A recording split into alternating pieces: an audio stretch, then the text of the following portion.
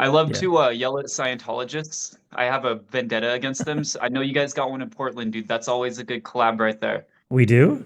Yeah, I believe so. I believe so. Hang on. I was gonna. That's my last question, by the way. It's not really a question. It's just me telling you. That's my favorite video of yours.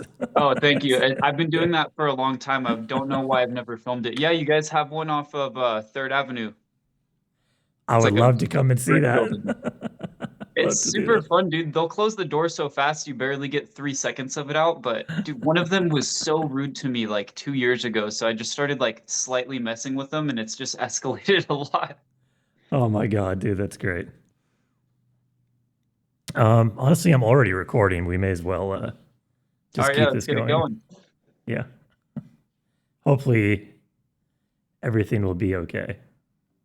Or sometimes, like that's the other thing about doing this kind of stuff is like, if you lose a podcast, it's the worst feeling ever because when you know how fucked up Windows is. Windows is just, oh my God, dude. I've had Windows do an update while I'm recording. Oh, Awful. it's like Just that the that movie where the world's ending and they're doing all kinds of stuff at NASA and then Windows updates. oh yeah. What was that? I know what Uh, you're talking about. dude, I can't remember the name. It had like Don't Look Up. Don't Look Up. Dude, that's one of my yeah, it's a great movie. That It's was a really good. hilarious movie. I went to bed not feeling good after that because that's like accurate, which is sad. I know. I know.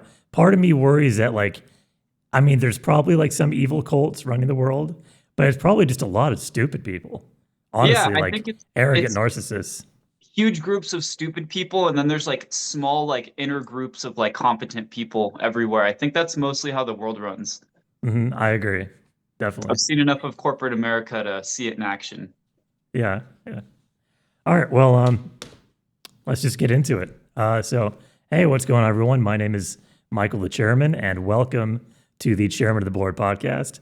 My guest today is Ethan Frice, who is the inventor of a new brainwave technology based off of the CIA Monroe Institute gateway tapes, which I'll have him explain. And yeah, thank you for coming. I appreciate it. Of course, happy to be here. Yeah, so can you explain what exactly is SeptaSync? How does it work, and how did you come up with it? Yeah, so SeptaSync, the whole idea and instructions of it came to me in a dream, which is one of the weirdest things that's ever happened to me. I still can't quite wrap my head around that, but very, very happy it happened, of course. So it plays off of something called Brainwave entrainment. It's a technology that's been around for a long time, but basically, if I played 9 hertz in your left ear and 11 hertz in your right ear, your brain would vibrate at the difference of those two frequencies, so 2 hertz. That's very similar to how your brain vibrates when you're asleep. So we can use science and sound to change your brain waves. No one's ever been able to stack more than 2 or 3 binaural beats together. The top I've ever seen on the internet was 5. It's just something nobody does. I figured out 7 in total. 6 of them affect the sleep centers. One of them keeps you mentally awake. Your body falls asleep, your mind stays awake. It's a trippy thing to experience.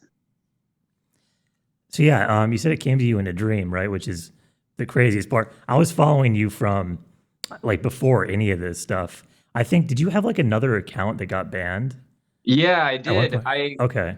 I had like 120,000 followers. I was doing really good. I was like digging through billionaires' financials and showing people like, look at here's why these guys are evil. Probably for my safety, a good thing that account got wiped off the internet. But I Uh-huh. started back over and I've tamed things down a little bit. Yeah, Uh, because I was following you for a long time, and then I was like, "What happened?" And I saw like a smaller account. I'm like, "This can't be him." Like, so I was like, "It's a copycat account," but I followed just in case. And then the whole septasync thing kind of started. Kind of hard to say. SeptaSync. There we go. SeptaSync. It's a great yeah, name though. It's cool. Yeah, and it fits too. Septa is 7. They think binaural beats synchronize your brain hemispheres. Septa sync, it works. Yeah, that Mm. account getting banned was the timing was comedic. I was about to go on my first big podcast. It was the Bobby Bones show. Old, radio hall of famer, pretty well-known guy. And I wake up that morning, I open TikTok and it says your whole account is, banned. You can't even appeal it. They wouldn't even tell me why. It was crazy. That's just the fucking worst, dude. You know, That's the I had to worst go on that feeling. show Yeah. like, hey, here's all my new socials. I have no followers at all anymore. They were Hmm. pretty bummed, that a lot of podcasting is an exchange of audiences, so they were kind of like, dude, are you kidding me? Like, but Yeah. we still did it. Oh, you still went on it. Nice. That's awesome. So yeah, did you have the dream after you were doing the gateway tapes? And also, can you explain what the gateway tapes are and the Monroe Institute, just to give people who don't know what that is a little background? Yeah, so the gateway tapes are just a set of binaural beats. The patent is so secretive, you don't know if they're using one binaural beat, maybe two. And the binaural beat, again, is just the combination of two frequencies making one sound internally, like a phantom sound. Now, back in the 80s, the CIA realized, wow, these sounds really mess with your brain waves. They're putting people into like waking dreams. They called it astral projecting, which is a little bit of a woo-woo word, if you ask me, but it is a good descriptive word of dreaming while you're awake. And the CIA thought, dude, let's use this for spying. Like people are leaving their bodies. I don't know why they just assumed it was real. And they started using it for spying. So the Monroe Institute created the gateway tapes. Within 3 years, the CIA is their number one client. This dude is training CIA agents on how to like psychically spy on people, which sounds outrageous.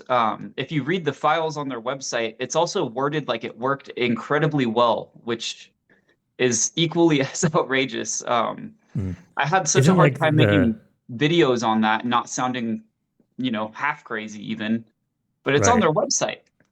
Isn't the Men Who Stare at Goats kind of based off that I movie? haven't seen that actually. Everybody tells me to watch that movie. I hear Hmm. every video on the Gateway tapes, people say watch The Men Who Stare at Goats, and I have like no free time, but I really want to watch it. Yeah, you've been really busy. I've been following along. So yeah, you are going to get clinical testing, right? You're in the Yeah, process of doing that right now. we're already in the process of talking to doctors, getting started. Last week I was thinking like, how do I get clinical testing? And then like all these doctors are showing up out of the woodworks. I've got a doctor in Spain, Europe, New Zealand, and then a couple in America who are super interested in studying SeptaSync. It I have a couple people who are claiming it's repairing their hearing, which is like one of the last things we would have expected. We don't even know how SeptaSync works fully yet. And that got the interest of so many medical professionals, which is really good for me. That's awesome. It's almost like it's all manifesting for you, like laid out. I remember when you were telling your story on TikTok, you said that these beings that you like approached while you were astral traveling, or whatever you want to call it, told you just to put like a microphone and a camera in front of your face and start talking. And you started doing that right. And then you built your audience. And then SeptaSync came to you later in a dream. And is that pretty much correct? Yeah, I would say they're very interconnected. For the lack of conveying myself to the layman, I'll call it a very intense dream. I don't know what happened to me, and when I had that whole gateway experience, it felt as real life. I thought I was crazy for like 2 weeks. I had to talk to my sister about it. She did research and was like, "Hey, that seems like it happens to most of the people that do the gateway process. They dream while they're awake. They go to these crazy worlds in their head." She goes, "You're not crazy. Don't worry about it." But I was in a desperate place in my life, and I figured, I just had this dream, so to speak, where something gave me the keys to success, told me if I follow these steps, I'll make it. And I gave it a shot anyways. I was out of pure desperation. I didn't believe it at all. And looking back a year later, I still can't really believe it. I feel like I've been dreaming the last year. Hmm. I mean, it told me talk about the gateway process, teach people about, brainwave entrainment. And a year later, I create my own system of brainwave entrainment, and I have a whole following that likes my videos for brainwave entrainment. It is too perfect to be Hmm. coincidence. Yeah, and even so yeah, I was following you for a long time and you found me. I was thinking about like inviting you on to talk about this stuff. And you found me before I reached out to you and commented on my videos and like, all right, because I know like there's no coincidences in reality. I've had so much like crazy kind of spiritual stuff happen to me too. So I'm like, no coincidences, I should reach out to you. I could tell right away, like we're pretty similar, like chill, funny people. Like we were talking about earlier, your Scientology videos where you're shouting out people. It's hilarious. So yeah, in your dream, uh, when they gave you the information about like SeptaSync, did they tell you like what frequencies, like what 7 frequencies to mess with, or did you kind of work that out on your own? So it was a little bit different. Like the first dream with the gateway process, it was like being alive somewhere else. It was a way different thing. Like it felt as real as our conversation right now. If I didn't remember normally being alive, that would have felt like my reality. It's something there's not words to explain it. The SeptaSync dream was a normal dream. I was in California visiting some buddies and meeting with investors. And I have this bizarre dream. I'm winning like a Nobel Prize or some kind of science-based award. They're all wearing lab coats and have goggles on. It was super exaggerated in my dream. And I kept saying, I unlocked a new area of research in the brain using these frequencies. And I'd start listing them out like one by one. And I woke up for like, it was like 2 weeks. I just had that playing in my head like a song stuck on loop, just all of the frequencies. But I wrote them down immediately. I put it together in my room and it worked. I was so surprised that it worked. It took me 2 weeks to even get some time to put it together. And as soon as I listened to it, I was like, I'm dropping all of my content and going full in on this. Like it was crazy. So I heard you listened to the first tape. How was that for you? Mm. I didn't have an out of body experience yet, but I did have that kind of thing other people said where you're super calm and you're not like paralyzed to where if you really wanted to move or like you needed to, you could, but like I've I tried the gateway tapes too. I think I got like 2 gateway tapes in. And I didn't really have too much of an experience. Like, yeah, I felt calm and stuff, but this I had more and I was pretty anxious before. I've had kind of a lot of anxiety lately and stuff. And this actually really calmed me down and made me a lot happier immediately right after. So that was nice. And yeah, I had that kind of just complete stillness in the first one. So I'm excited to do all the others. And hopefully, I do want to astral project and do some Doctor Strange kind of cool stuff, So I'm Oh, hoping of that course. happens. Yeah, Yeah. and I mean, the best advice I have for that is stay as relaxed as possible. Your body falls asleep, your mind will start dreaming while you're awake, and excitement, expectations, almost anything will pull you out of that. When I first released the tapes, a lot of people were super skeptical. So these two guys got their friend to try it who thought this was all BS. It was like one of the best reviews I've ever gotten. Their friend who thought it was stupid gave it a shot, and he had such like he had an out of body experience, but it was so intense. It took him like 3 days to even call his friends back and tell him what happened, and it like Mm. changed this whole dude's outlook on life. But I've noticed the people who expect the least are having like getting like kicked in the ass, like having the strongest experiences by a long shot. So that's really neat. Mm. Yeah, I was trying to. I've heard the same kind of advice for your stuff and for the gateway tape, so I try to do that. I think when I started yours, I think I got in that mentality a little better, but like my body is not the best. So, and when I'm like my lungs are, I have like 20% lung capacity. So, when I'm on my back, um, I was laying on my back to try and do this, because it's like y'all lay on my side. The earphones I was using these were like falling out. So, um, my breathing's just not great. So I couldn't fall completely asleep. So I'm trying to figure out a way to resolve that because I have like scoliosis and kyphosis and a whole bunch of stuff. So I'm trying to figure out a way to fall asleep, but also not fall asleep to get in that completely relaxed state. Because after like 30 minutes and doing like the breathing exercises, it doesn't completely work for me. So I'm trying to figure out a way to do it. But I'm sure for I most would people it'll work. just get as comfortable as you can and cover your eyes. So that was something a doctor taught me I at a did do that conference. actually. Yeah, I did do I that. mean, you, Yeah. you could totally do it while you're sitting. Comfort's the more important part. I always say laying down so people don't do it while they're walking around or working or something. I just don't think you'd get the desired effects. But yeah, just get super comfy. Cover your eyes up too. That's something a doctor put me onto. He said light creates serotonin. It's a whole part of why we wake up when the sun rises. So covering your eyes like made a huge impact. I wish I put that in the tapes. I didn't even know that back then. Hmm. Oh yeah, I was going to ask you, who did you get to? Well, yeah, what was the whole process of making the tapes? Like I'm just curious, like what software and stuff. And who did you get to do the voiceover, and how long did that whole thing kind of take? So I made all 8 tapes in about 2 weeks. I did like 10 hours a day of work. I live in my parents' guest room right now. I started a business last year that crashed and burned really hard. So a good option was move back home, see if I like the snow. My parents just recently moved up to Oregon, so we're pretty close together. But they were out of town for 2 weeks, and I just cranked it out. I was drinking like a pot of coffee a day. I was barely sleeping. I felt like a mad scientist. Made the whole thing on Audacity completely for free, which I'm very proud of. It took a lot of plugins, but it's totally doable. You can make anything you want without spending all kinds of crazy money.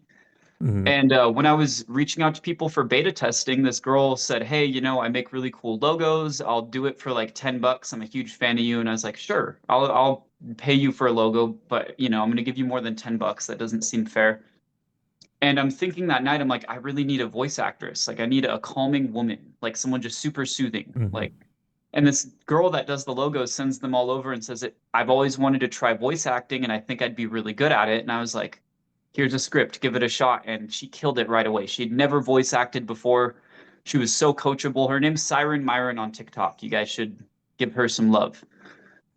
That's awesome, man. It's just like when you have one of these experiences and you actually follow through with it, you can tell how everything's literally lining up for you to do this. And imagine if you chose not to act on the idea, because that would be a different timeline, right? Where you're just like, oh, whatever, you didn't write down the frequencies and you didn't follow that intuition.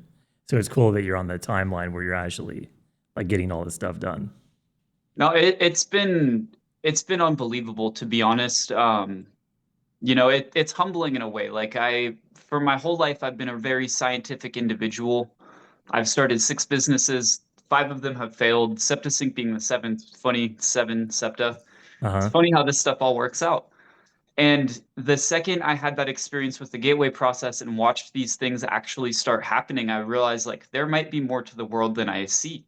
That's not so black and white. And within 1 year of trusting in a higher power, look at how far I've come. It's like the most humbling experience I've ever had. All the success, it's like this does not feel like it came from me. The SeptaSync came to me in a dream. I wouldn't have started TikTok if it wasn't for that weird gateway experience. It's all unfolded too perfectly. Hmm. What do you think the nature of our reality is? I've been doing a lot of podcasts about this recently. I'm So curious what you I think. I am Muslim, which lines up perfectly with my gateway experience. It's a very spiritual religion that I feel like a lot of people don't know that. There's so much propaganda in the US. I used to, after 9/11 and stuff growing up in America, like that religion used to scare me, which I'm ashamed about now. Hmm. But Well, we were I mean, literally like trained to kill them in Modern Warfare 2 and all the Call of Duties. So it's yeah, like, literally, it's yeah. always like if something blows up, it's always a Muslim in a movie or a video game, which it's kind of Mm, funny, but it's like that's so sad at the same. It's funny because it's sad. It's yeah. messed up humor. Um, but we believe in a very spiritual world, like for example, in Islam, when you sleep, it says your soul leaves your body and goes back to there's kind of like a waiting room. Like when you die, you end up in a waiting room, and when someone living falls asleep, they go to that waiting room as well, and they can interact with loved ones, things like that. And it teaches you how much importance there is behind dreams. I mean, everything that happened to me in that gateway experience lined up. Sorry, I was getting a phone call. Everything that happened in that gateway experience lined up so perfectly with Islam. It like fit like a suit. I couldn't really deny it. But I think this world is a little bit too perfect to be random. Did you convert about a year ago? Is it like a kind of new thing or? It was like 3 months ago. I kind of sat with it the Oh, whole time. Spent a lot of time. I read a lot of Bibles. I was trying to learn more about what happened to me because I'd feel stupid if I said, "Wow, that was a weird dream that accurately predicted most of this year." Um, so I mean, what do you I think about read. simulation theory? It makes a lot of sense. I don't think it's like a Mm, computer game, but I mean, this, like I said, this world is too random or too perfect to be random. I mean, the pyramids, all these things, there's evidence of past like civilizations that were more advanced. And if people think slaves built the pyramids, I think that is one of the stupidest takes you could ever make. Each pyramid weighs 12 billion pounds. Longitude and latitude of the Great Pyramid. is the speed of light in meters per second. They line up with Orion's belt. Like this list, Hmm. it just keeps going. There's too much there's too much evidence that there has been so much more of humanity or something than we have history for. I mean, in Egypt, for example, they had historians teaching about ancient history, which was what are these pyramids? Like the hieroglyphics on the pyramids didn't come when they were built. Egyptians put those on like hundreds of years later. They're just ominous triangles. No one knows what they are. Right. And the perfection of them, if they were off by like half a centimeter anywhere, it would be a jumbled mess at the top. But these things are, they're perfect. They point within like right at true north, half a degree off. That's insane. They did not have compasses back then. We did not understand electromagnets or literally anything at all to even understand that. Most maps went on the way rivers flowed. So it just blows my mind. And it blows my mind people ignore that. That is such a passion topic for me. Don't they line up with like other pyramids around the world too, or Yeah, something? I've seen maps where they're like right around the equator. Yeah. Yeah, around the equator. That was it. Yeah. Yeah, I think our history is something even growing up, like in history class, told me like this isn't all right. Something seems off. And we're finding out even like in modern history with JFK and all that stuff. Like there's just so much lying, right? And if the multiverse exists too, then there's like infinite history. So it just keeps getting like deeper and deeper and deeper. And yeah, I'm kind of convinced that we live in a simulation. I really, especially lately, with us getting close to making realities indistinguishable from this one, and artificial intelligence becoming conscious, and you put that artificial intelligence into a simulation. Eventually, I don't. Do you like Rick and Morty? Of course. You know the car battery episode, Yeah. right? Like, eventually, if you put consciousness inside of a simulation, it'll have sentient life on a planet, and then he convinces him to like power the planet for anyone who hasn't seen it, and then he siphons off a lot of the energy to power his spaceship. And I don't know, I just think that we're on the verge of quantum computing, AI, and all these robots and stuff. And like when you have a quantum computer that runs all simulations all at once, that would be the multiverse with conscious AI in all of them. And maybe we're not AI ourselves. We could be, in my opinion. We could just be players or multidimensional beings, like in a higher dimension, which just means like, you know, we're in this dimension, like The Sims, and there's another version of us, like in spirituality, they call it your higher self, which literally just means like the person playing Grand Theft Auto. We could just be in a simulator having infinite experiences in a quantum simulator or something. And that's like surprisingly could be so accurate. We know nothing about I mean, we can't perceive a dimension higher than us. So like one dimension is a line, two's a box, Hmm. three is your waking world. No one knows what the fourth even could be. Like you can't comprehend it. If you had two-dimensional ants, chuck a rock at their anthill, that's like a meteor that took out the dinosaurs. You're Hmm. most definitely right. That is well within the realm of possibility. Like we could see their shadow, right, on a two-dimensional surface of paper. If you wave your hand over it, that's 3 dimensions. You can see that two-dimensional shadow, which might be some of the plasma orbs and stuff going on, or it could just be Lockheed Martin and Raytheon and stuff. But it's probably Or maybe both. we're a shadow from the fourth, like you were saying with the higher self. Hmm.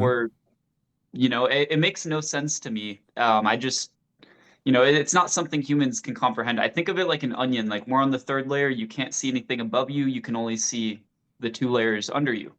Right. Shrek. Shrek is Yeah. pretty deep in those lessons. Yeah. Right. Layers. Yeah. So yeah, what do you think like all the different utilities of SeptaSync are? So we've seen a huge jump of people with aphantasia, a mental condition or a medical condition, I should say, where you can't visualize. So like they might know what their mom looks like, but they cannot see her face in their mind. It's just like blank, like looking at darkness.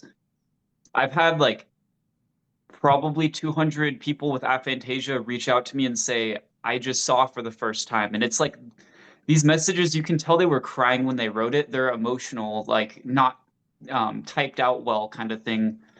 One lady, her mom was 90, and she said she was crying for like 3 hours because she could see her dog who passed away. Like she could just get kind of images of it, like super brief, super fleeting. So that makes no sense at all. That's something we don't know how SeptaSync works. It should not work by like fundamental sciences. The waves should really interfere with each other. It should cause a jumbled mess in your head. As I'm uncovering more about how it works, I'm learning more utilities. But right now, for the people with aphantasia, it's been huge to show, mental imagery, as well as the deaf people. Take out your hearing aids, and people are getting the same results as people who can normally hear. Something that should rely only on audio processing might not even rely on it at all.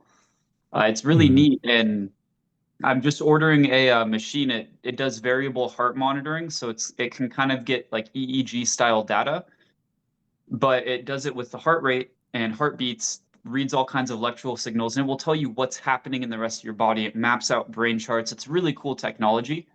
And that will take me a step further than all of the EEG data I have now. Nice. And then when you're talking to the doctors about testing this kind of stuff, I'm curious how they found you, number one. But number two, did they tell you like a plan on what they're going to test for with the technology and any uses they thought of specifically for it?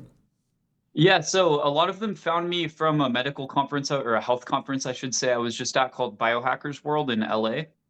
Met tons of doctors and neuroscientists there, and they started connecting me out to other people. And it's really just been like a train of word of mouth. Like I met a doctor, he introduced me to another one. It's been a three-way connection. Now I have this doctor in New Zealand who's saying, I work with tons of deaf people. I want to give this a shot.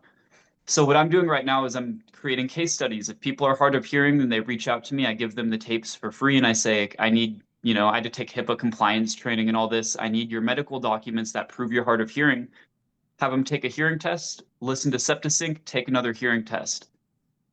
I've had 3 out of 10 people so far not need to put their hearing aids back in. One of them being a 74-year-old man, which is monumental, and the other 7 are still kind of in the middle of it. None of them have either listened to it or gotten back to me with tests or results, but we're only like 4 days in.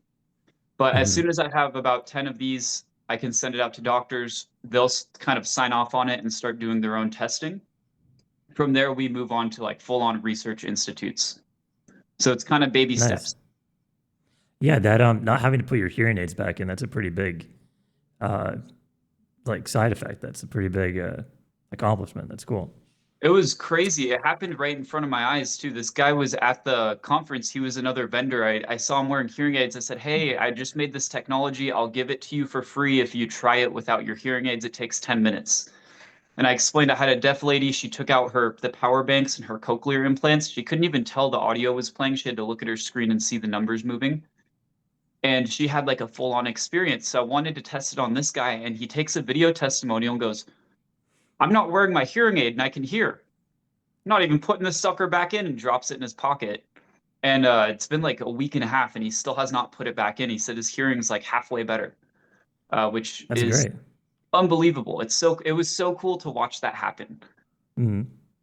How many people did you have at your booth? It was just me and my business partner, and we were like booked out for like 2 hours at a time, which was really cool. We kind of stole the show a little bit. We had like nothing. I started the business, and 2 weeks later, we're at this conference.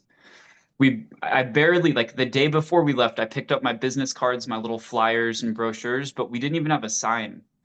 So these elderly ladies tried it, thought it was the coolest technology ever, and they wrote out a little sign that said, "This app is only $10. Give it a try." And that like handwritten sign brought in so many people. They're like, what do you guys have going on over here? Like, this is weird. You guys don't have anything like out at all. And I would explain it to them how we're brand new. And word of mouth traveled so fast. Someone would try it and come back with a group of like 10 people. And next thing you know, we were booked out an hour. We were there for 30 minutes, and all of a sudden we're booked out an hour, and we're high-fiving each other. We're all stoked. And it just kept stacking until we bought like phones just for the demos. We bought multiple chairs so we can run more than one at a time. But it was incredible. The word of mouth was our best salesperson. Nice. And then like You said you got celebrities too, right? Yeah, there was like a lot of like B-list celebrities there, like really famous podcasters, people like that. So I'm going up to Miami to go on one of their podcasts soon, and then I'm going to Fort Lauderdale, I believe, to do another one. So I mean, it's really cool stuff. I got all kinds of interviews. I've been on more podcasts this month than I can keep track of. So I mean, I'm stoked. Oh, really? How many? Probably like 9 so far, and we're 11 days in. I've done one almost every day of April. It is Nice. great. Oh, you're freezing a little bit. Sorry for anyone watching. I think, yeah, you're back. I think so. Okay, perfect. You there? Good. Okay, I think so. It might cut in. Okay, perfect. It's freezing.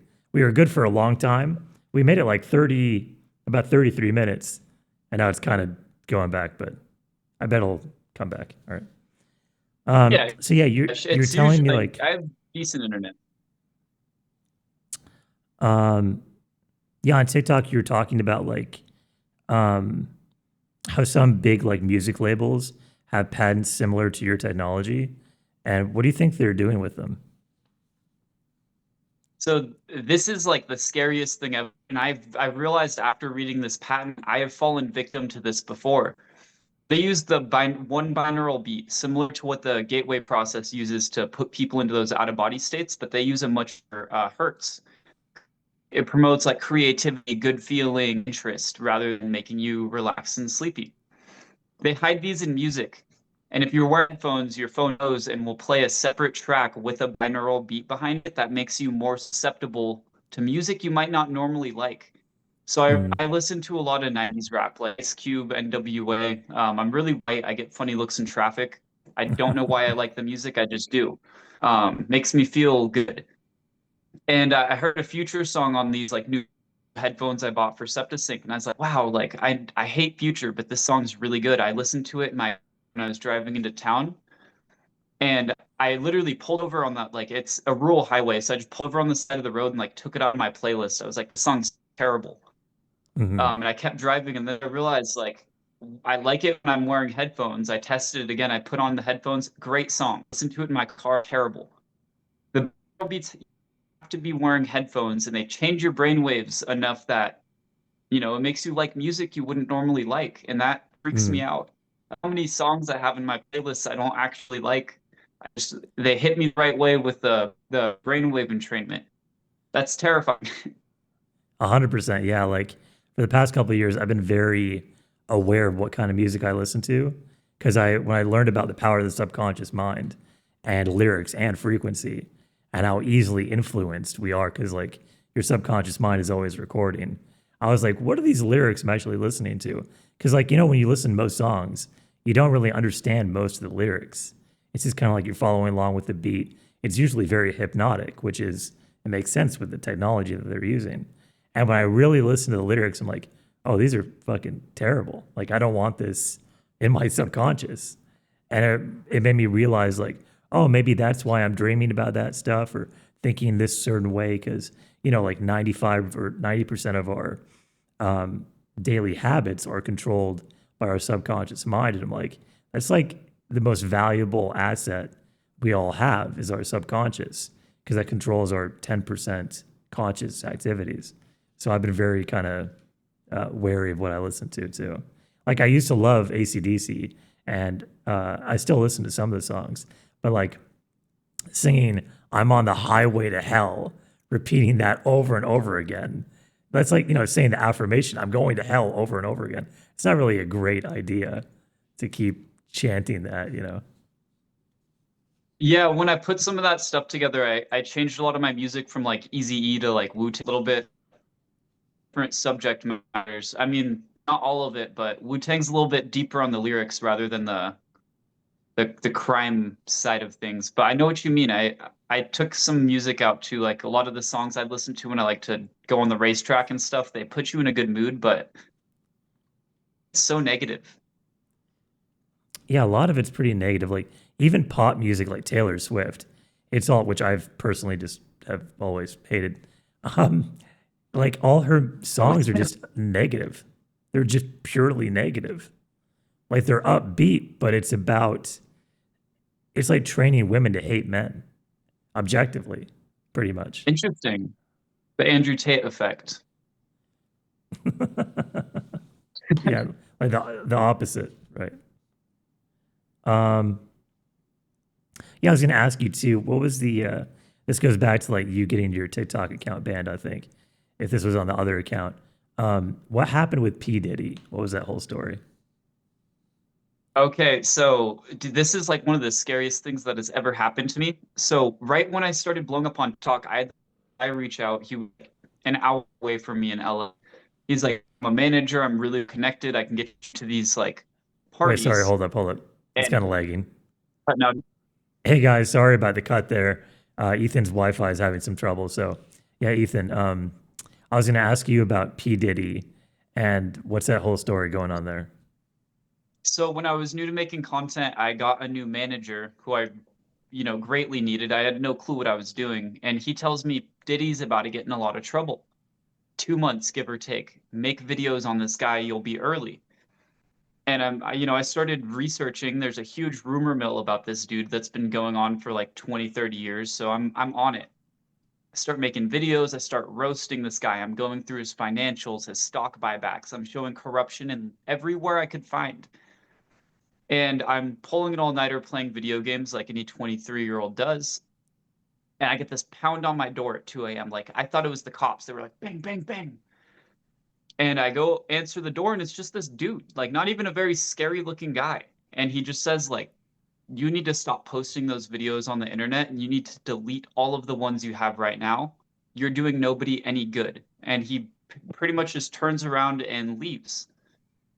And that was weird. I didn't, I was like, okay, didn't really know what to think about that. And as I thought about it more, it got scarier. I lived in the garage of a duplex. Like my door was on the side of the house. You'd have to know where to go. I never updated my driver's license. The DMV didn't know where I lived. If I called the cops, they wouldn't know where I lived. So that was really weird. And then I keep making my videos. 2 weeks later, there's a note on my car that says, if I keep making the videos, my car will be a pile of rubble in my driveway and like bad things would happen to me. So I called the cops. I was pretty freaked out at that point. I had family members getting weird messages from brand new accounts on Instagram. Like they were just really trying to shake me up, whoever it was. And I called the cops, and there was basically nothing I could do about it. I didn't know who the people were. There's no evidence of anything besides weird messages to family members, which the worst or the best thing they can do is take a log of it and forget about it until it happens again. So all they were able to do was put me on a no SWAT list. Swatting is basically, people live stream, they're really popular on the internet. People will find out where the famous people live and call in bomb threats from their house. So they get raided by the SWAT team like while they're making content. All the cops were able to do is put me on a list that says, if someone calls in a bomb threat to this dude's house, it's probably not real, and call him or knock on his door before you bash it in with the big hammer the SWAT team uses. Um, so that kind of sucked. But I stopped making videos on it, and I am still alive, thankfully. I really loved my car. I didn't want it to get blown up. And so you think that's the reason like your account got banned too? Was because of Diddy? No, no, TikTok emailed me a few months later and explained why my account got banned, and let me be careful with my wording here. I was making videos on a political figure and a scandal that had happened like 10 years ago. And it turns out that's just a no-no subject on the internet. So one video got my whole account banned. It wasn't the digging into billionaires and showing financial corruption or the music executives and their financial corruption. It was just one short video on a politician, one 3-minute long video I made. Wiped my whole account Really? off the internet. Yep. And I you don't know want to which talk about it. politician it was? Okay, we Well, won't talk it, about it. it'll spread to you. I'll tell you after. Okay, interesting. So, yeah, it's weird. After doing all the billionaire investigating, you got nothing based on that. But Diddy and a politician is what got you. Yeah, it's bizarre. I mean, I really thought it would be the billionaires, like Lucian Grange is the CEO of Universal, and I was going through this dude's financials. I was showing anything I could that was immoral. These people are in charge of everything we process day in, day out, media, music, television. And dude, the guys that run those companies, in my opinion, are like pure evil. Like they are so predatory with everything they do. And highlighting all of that had no repercussion, but one 3-minute video on a politician that everybody already hates, man. Ugh, can't believe it. Can you tell me which side? R or D? I think she was Republican. Yeah, there's no way. There's no way Really? she's a Democrat. Yeah, it was definitely Republican. I'm Googling it right now. It was a You little say bit before my heyday. she? Oh yeah, oops. He or Yeah, she? yeah, yeah. Definitely a Republican. Republican. Guy? No. Woman? She? Yeah. Yeah. Really? A Republican? Well, I don't know why I'm thinking about Sarah Palin. That couldn't be it. No. No, think bigger. Huh. Oh. No, she's a Democrat. Pelosi. Couldn't be Pelosi. Yeah, I gotta ask you after. Interesting. She's run Um, for president before. huh. All right, I'll have to think about it later. And then I was asking you before your internet cut out too, if you can tell me the story about like you're in Hollywood and you went to a party and you saw some weird shit go down. Okay, yeah. So long story short, I ended up in a place I was not supposed to be in based off of pure chance and my clothing choice of the day. So I had been doing some work. We were spray painting our logos on the sidewalk of a business I had started with another dude at an exotic car rental shop. And I was really worried I'd get arrested. So I had all black on, so I blended in. I figured if I get chased by a cop, I can change my clothes. I'm wearing all white. My dad used to be in law enforcement. That was his advice. So I'm wearing, white shirt, white sweatpants under my jeans and like my black jacket. I was just wearing a hoodie. So I get all my stuff done and I'm driving home and I go up the canyons to smoke. I love looking at the skyline and all the lights and stuff. So I'm in the canyons in Hollywood. I'm like really close to my house and I almost hit this dude with my car. There was a lot of traffic and it was like 2 a.m. There's party buses picking people up and dropping people off at this huge ass house. And I almost hit this man with my car, and he basically says, I thought you were my friend. He has the same car. It doesn't have mufflers. I hear that. I know that sound when I hear it. It's unique. And like I had a Golf R. It looks like a mom car. They're pretty fast. They sound really cool without mufflers, but you're, a little bit obnoxious. And I'm kind of pissed. Like this dude jumped in front of my car. So I'm like, dude, what is wrong with you? Like you are not my friend. I do not know who you are. I was a little almost hit a guy with my car. That was shocking. A little jolting at 2 a.m. Hmm. But I had taken off all my layers. It got hot. I was in my car with the heater on, so I'm wearing all white. And he's wearing all white. And he goes, You're here for the party. Come on in, man. And I'm like, Yeah, I am. All right. It's like, this is cool. So they have security at the door. The guy kind of waves me in. They take my phone, made me sign an NDA. To my knowledge, is standard. And I asked this Do dude, you think it where's could have been? Sorry to interrupt you. Do you think it could have actually been a Diddy party? No, no, no, most definitely not. There was a lot of like famous and really wealthy people there that I recognized, but I don't think it was like, it Okay, wasn't that crazy. because he did all Part the white parties. Wasn't that him? A lot of people do that. That's just a rich That's just like white normal. person thing, yeah. Okay, yeah. And I don't know how to word it better than like parties and exaggeration. It was like a large gathering of people, like they were just drinking a lot. Hmm. But people weren't like jumping off the roof or doing anything, super memorable. It was like a weird networking event, would be the best way I could word it at 2 a.m. Maybe party is the right word. So ask this dude, where's the bathroom? And he goes upstairs on the left. And it is like a hotel hallway. There's doors on the left and right, like 10 on each side. Place was huge. So I walk up the stairs and I'm like, there's a lot of doors. He said door on the left. I open the first one and it's like there it is a room full of like big and small owl statues, which was really weird. Like I kind of opened it and I was like, what the fuck? And I just closed the door. I was like, that's bizarre.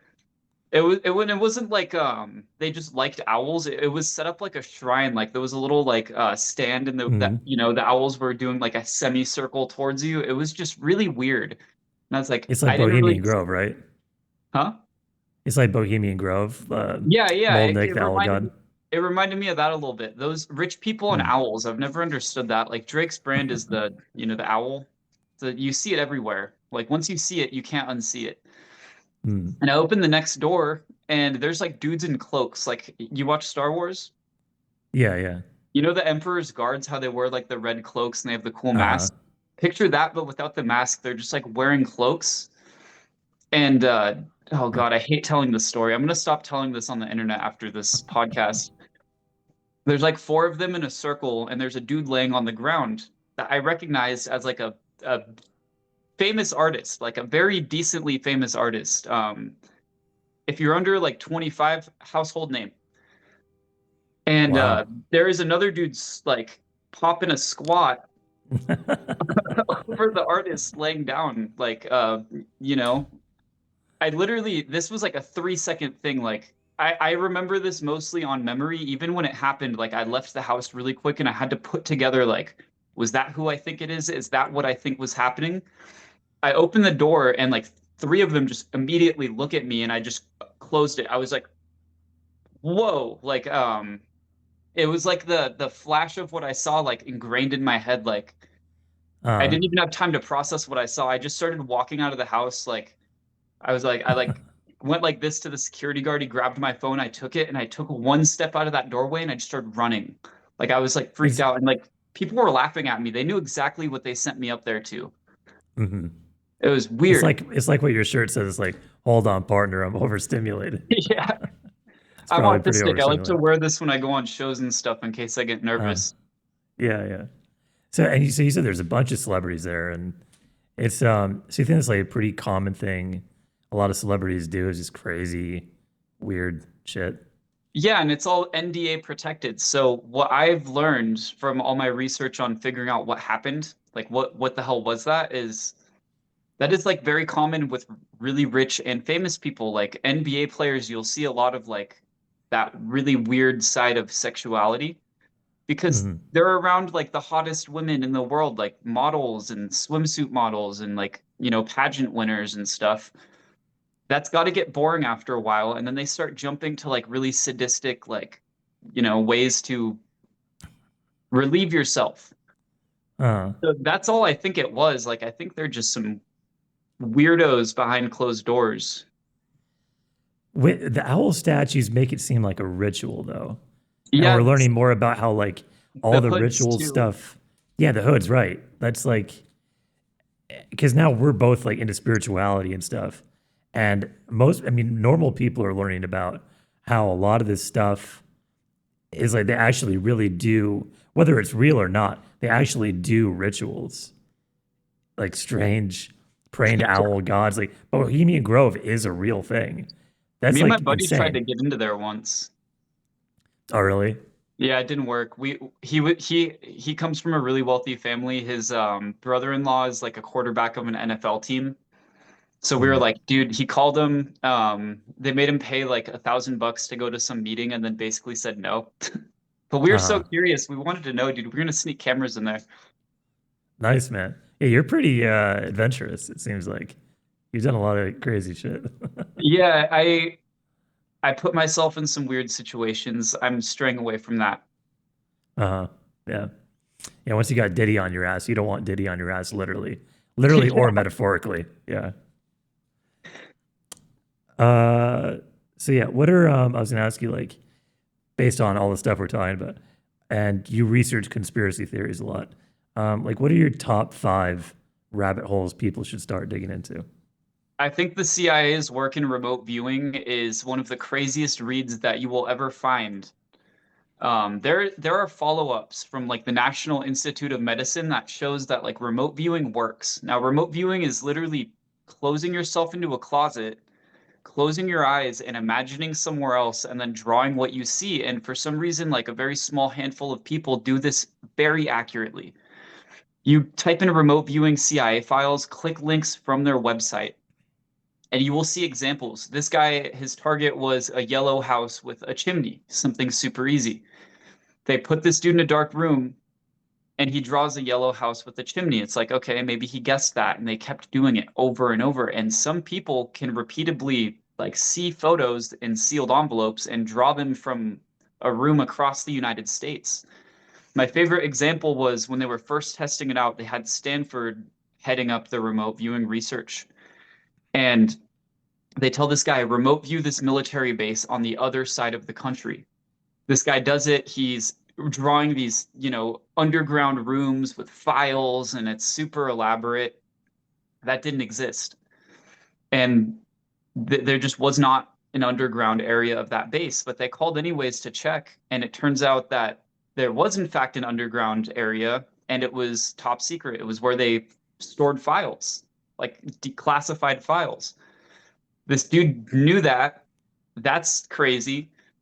On top of that, it says in the files too, the guy was confident that he was right. And he said, you call them and ask. They called and asked. And then he goes, the phone's about to ring and they're going to tell you I'm right. And then the phone rang and some general said, hey, he's right. This is top secret. So now you guys can't talk about this, but verified the experiment. They've used it to locate hostages in Lebanon in like the 90s. I mean, it sounds and reads like science fiction, but it's like they spent like hundreds of millions of dollars researching this over like a 20-year period. And it's weird, like, why would they declassify it though, too? You know what I mean? It's weird that it's actually declassified. And then you hear other people who say they're able to do it. And I've heard them say, like, they'll try to go in these areas that are classified. And now they've built, like, force fields or some psychic, like, there's, like, psychic guards, if you heard this. They'll meet other remote viewer, astral traveling start brawling humans. and this person said they, like, got shoved out of the area. So things are getting so weird. That is our super reality. odd. And they declassified it and said none of this works. It was the biggest waste of money the department has ever, experienced. And then in 2011, they proposed a file called Project Kona Blue. This got declassified 1 year ago. And the project is asking for a shit ton of money to research remote viewing and figure out viable countermeasures. Why are we making countermeasures for something that does not work? And it's like a 45-page file. It's also talking a lot about like UAPs and the relationship of like the remote viewing and the UFOs and stuff. And like summoning them with your mind, like Chris Bledsoe, if you know who that is, what you can do. And it didn't say anything about that. It was more so talking about it had a thing called the AAV sheet, which is Advanced Aerospace Vehicle, like unknown, we don't know what it is, UFO, for lack of better words. And it was talking about how some people are harmed just by seeing them. And then the next page, which you'd think was unrelated, I don't think it was, talked about the interactions between consciousness and technology around us. Now, all those UFO whistleblowers from, back in the day, like Bob Lazar, the guy who said he worked at Area 51, and everything he said has been right. That, we should take him with some weight. That guy made claims 30, 40 years ago that are just being proven true. He said even about Element 115. Yeah, even Element just that one alone. Yeah. And I mean, it's crazy. That guy knows so much stuff, and I don't know why he hasn't disappeared yet. I always wonder about controlled opposition, but all these claims he made were accurate. And the one thing he said more than anything else was these things do not have control surfaces. There is nothing on these craft that make you think you can press a button to fly it. He said the chairs would fit preschoolers, and it's just a blank surface. I think all of the MK Ultra research into consciousness, breaking it, doing all these weird things the CIA did was figuring out how to fly a UFO that crashed in like the 50s. The Roswell, New Mexico incident, if you Google Guy Hoddle memo, it's an FBI file. It literally claims like the Roswell crash did happen. We recovered non-human biologics, 3 saucers, they were wearing clothes like with materials you wouldn't find on Earth sort of thing. It was just bizarre. Like I found that when I was 15, I showed my dad and he was like, that's not the FBI's website. And I made him type in FBI.gov and then I just started clicking links until I got there. And that started my whole love for this. Also, my grandpa was a CIA agent. So that nice. helps too. He told us all this stuff was real. Like, I remember when I was a little kid, he said, if you think we're alone, you're an idiot. They've been here a long time kind of thing. But seeing it in writing, like on the government's website, it's like, this is evidence of extraterrestrial life. and nobody talks about it. Is the craziest Mhm. thing. Like, it's all on their website, people. Go read it. It'll break your mind. I know when you talk about stuff like this, or anyone talks about this to just a normal kind of person, there's no way. It's like it's literally on the CIA's website, FBI's website. Like it's right there for anyone to read. And it's just like to think about what's going on. If this is safe for them to release, what the hell don't we know about? And what we do know now is though, all this psychic phenomena that's going on, it is proven now with like the telepathy tapes. Like it's really being documented and researched as a real actual thing. So it's not crazy to think that these aliens or beings fly the crafts with their consciousness because these nonverbal autistic people like meet up on the hill. Did you see that? In this like space, yeah, it's a specific space that all these autistic people meet from all over the world, and this psychic bubble they call the hill. It's pretty crazy that's and it's like proven real. So that Oh kind of my opens God, up the yeah. whole. Mm, It's unbelievable. And I've been saying on my channel for like a year, like we're like radio antennas, we're putting out all of these thoughts and everything is vibrating or an electromagnetic field. Like tell me one thing you can get done on this earth that doesn't involve vibrating something in some way, even boiling water, you're heating up molecules, they vibrate so fast they put off heat. That's why that was a huge reason behind SeptaSync too. Why haven't we tried vibrating humans? But mm-hmm. everything is achieved with, vibrations and frequencies. Oh no, I'm losing my train of thought. Oh no. Oh no, Oh, this is I the hate when that worst time. happens. Yeah, Give me a we were second. talking about we were talking about vibrating stuff with SeptaSync. Like, why not try vibrating a human if everything else already vibrates, which Go makes back sense. further. And Telepathy tapes. It had to do with that. Oh, I we got were it. talking I about got the it. hill and okay, So, okay, have you heard of collective brainwave entrainment? This is something that was recently discovered. maybe, but tell me. So, brainwave entrainment is, entraining your brainwaves. You can do it with frequency. That's the scientific basis of SeptaSync. But if you're ever in a place where you feel like really uncomfortable or, mob mentality, people are rioting around you and you would never do that, and you're like, yeah, and like punch a hole in a wall. I've never Hmm. done that, but good example. Our brains are so susceptible to these frequencies and vibrations or just waves being put out that you will tune into the dominant frequency around you.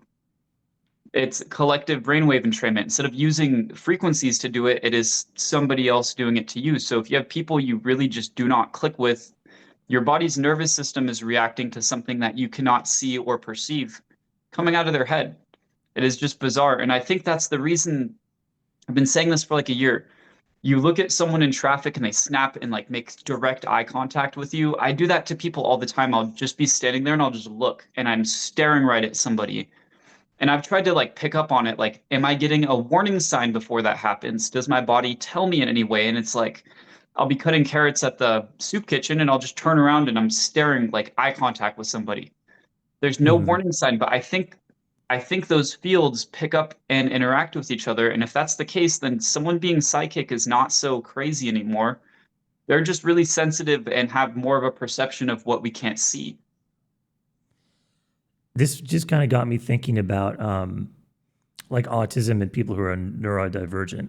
How I'm neurodivergent too, and it's like I think we're viewed almost as a threat because in those mobs, we would be the ones that are the strongest to not follow the crowd, right? To think differently and to react differently.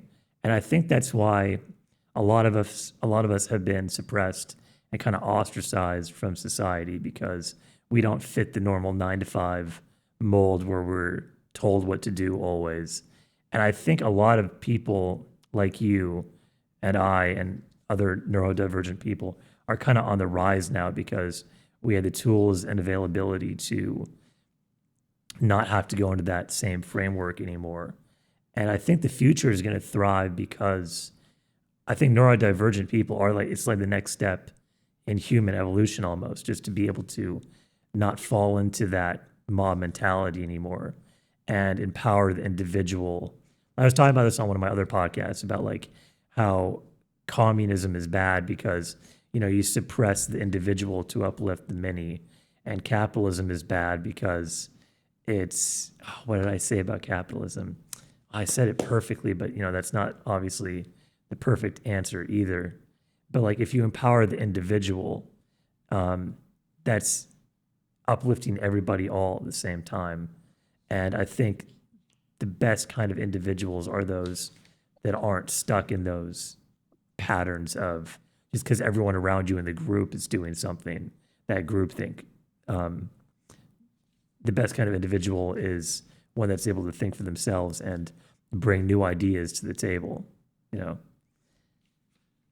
And it's like my biggest superpower and weakness all at the same time. I mean, I cannot do algebra. My brain does not understand anything beyond basic math. Like I've tried so many times, but I can be such an expert in certain things. And that's like, I think that's my autism. I can work 16-hour days on stuff I really love and care about.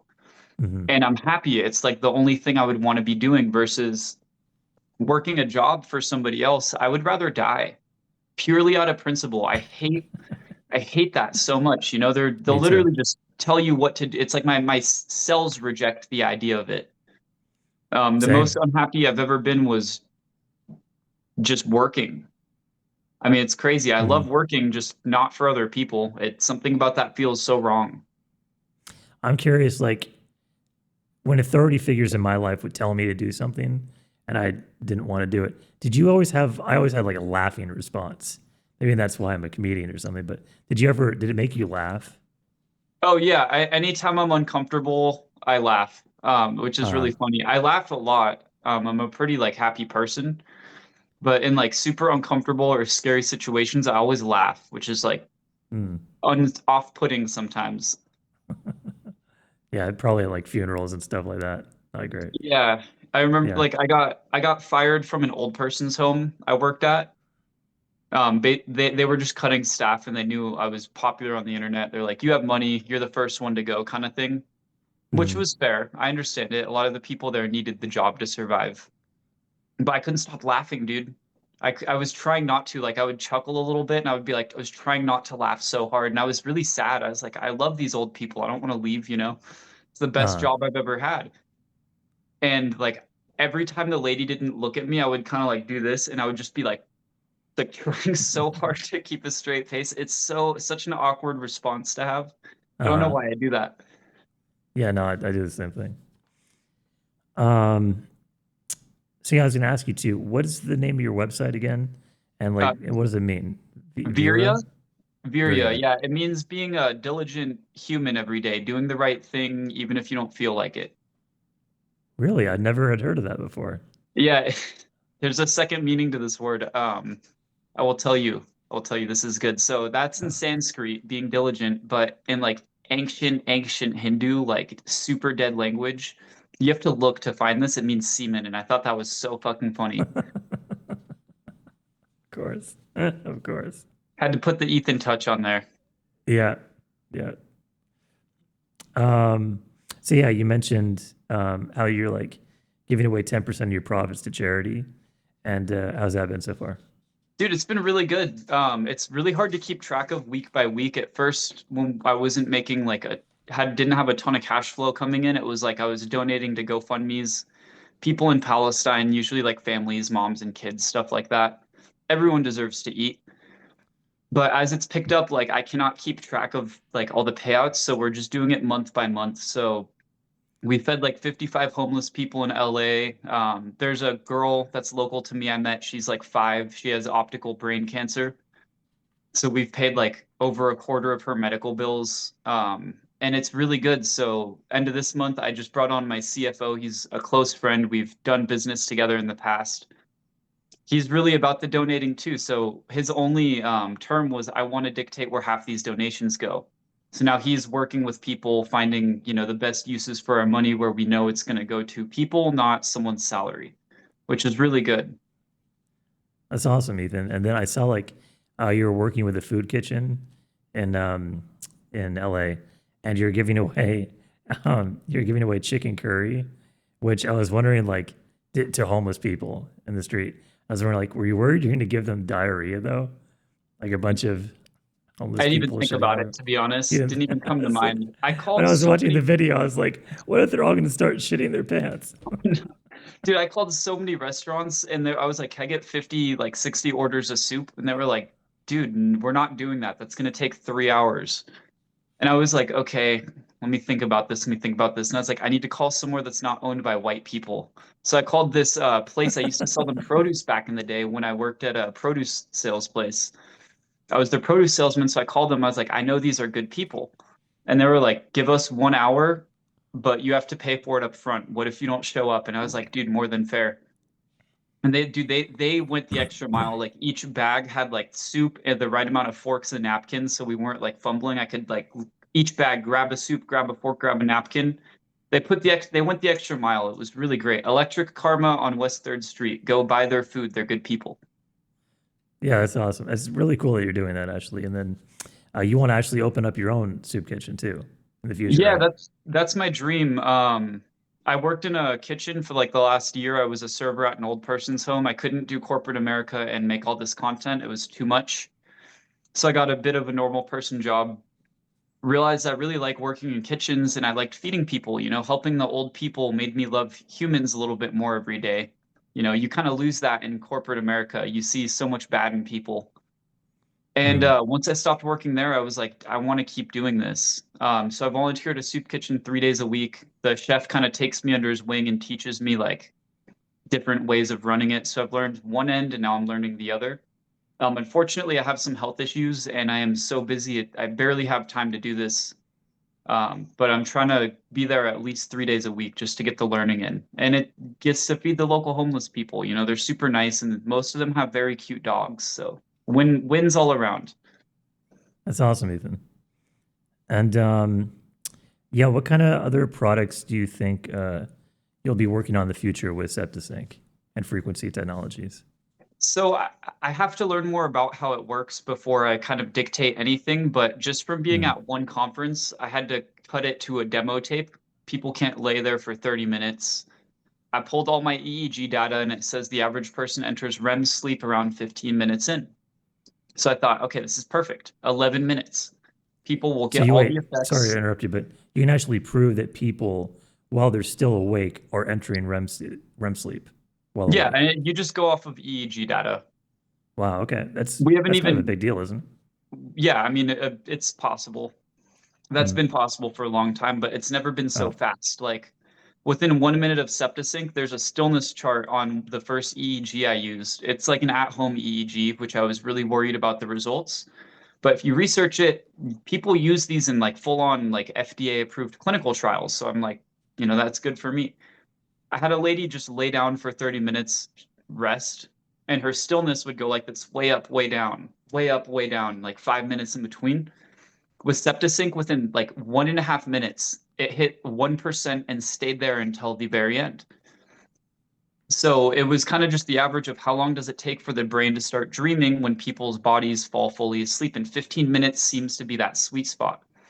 So we made an 11-minute demo tape. It'll pull people out before REM sleep. They won't come out really groggy and tired. But if I can make them fall asleep in a room full of 300 people, that's mighty impressive, especially in 11 minutes. So I made my demo tape and we had people start trying it. And I discovered that it is working like sleepless rest. People feel like they just napped for 2 hours, but their mind stays awake. They come out with no mental fog and they're like, dude, this is it, like this is incredible. I see a huge application for that in like Japan. Those guys are centered around working. Now you can sleep without your mind falling asleep. You come out with no downsides besides your body's groggy, but you're not mentally fogged. And that could be huge. But I need to so learn more to figure out more utilities. okay. So you're thinking about, like in this example you're giving, people still being able to like do work, or they're still laying down, resting. Well, yeah, imagine you're like a corporate banker or something. You need to pull 12 hours in a day and you're really tired. Take a 10-minute break. Your body, from the reviews, acts like it slept for 30 minutes to an hour. Wake up and you can immediately get back to work and you're refreshed. You're not coming out of Okay. like a full-on mental brain fog from sleeping. Your body's waking up, but your mind never fell asleep. Mm-hmm. Okay. And Yeah, we were talking about this at the very beginning. I was going to tell you that my favorite video of yours still is the Scientology one, and of you screaming. If it's okay with you, I'll put it in the podcast so people Oh, can see it. please do. That's one of my best works I've ever done. Guys, Scientologists really aren't that bad. Watch this. Ah! Ah! I don't like those guys at all. They were so rude to me one time. I had just moved to LA. I needed directions. Like I couldn't figure out where I parked my car. That was a rookie move. I've learned the hard way like 3 times about that. And asked this dude, I said, like, how close am I to this movie theater? And he looked at me like I like to smoke weed a lot. Like I don't drink alcohol. It's the only thing I do. I like to smoke weed, walk around and look at people doing, people watching. And he just goes like, you're some kind of drug addict, and like started calling me like the scum of society. And I remembered that. I saw him again like 2 weeks later, and he was bringing people into Scientology, and I'm like, stop, they're a cult. Like, don't do that. And it just like slowly has escalated to now I just like open the door and like give him a good yell and then leave. Mm. It's really fun. Like I'm gonna be in Dallas in a week. They have an office in Dallas. I'm gonna be in Miami. They have one in Florida. I'm going on a world tour to yell at these people, and it's gonna be incredible. I'm gonna Have hit you every mostly done it? Scientology office I can. Have you done it mostly just in LA so far? Yeah, that's the only place I've done Okay, it. But I only used place to you've know done it. some of them by name. Like there was this security guard named Angel. He hated me. Dude, me and this guy beefed, like we butt heads so hard. I walked in there one time and he recognized me and he just like picked me up from behind and carried me out. I was like, stop it, stop it. Like, and dude, they all know me. Like, that's why in the video, like, I open the door and they're already running up, like covering the camera with paper. I've done Uh, that so many times. I just never filmed it. I don't know why I've never filmed that. That's like the best content I could be putting out. That's public it service really right is. there. It went viral right away. I mean, that was like, is that your most viral video? Yeah, yeah. It is. It beat my view record of like 2.2. I think it's at 2.6. But Yeah, I told my it's good. buddies like, man, you're a business owner now. You should be careful like posting that. And I was like, dude, this is my realm. Trust me, this is gonna be great for us, and this will go viral like crazy. We went to Mm. an escape room and came out an hour later, and it was like nearing 1 million views. And I was like, this usually takes days. Like, oh my God. Yeah, nice. Yeah, you should do a tour. I'll watch all of them. It's So hilarious. I plan on it. It's one of my favorite activities. Okay. Well, thanks everyone for watching. And Ethan, once again, plug where everyone can find all your content and purchase SeptaSync. Perfect. Virya.com, vir-ya.com, Google SeptaSync. It's the first thing that pops up. All of my socials are my name, Ethan Frice.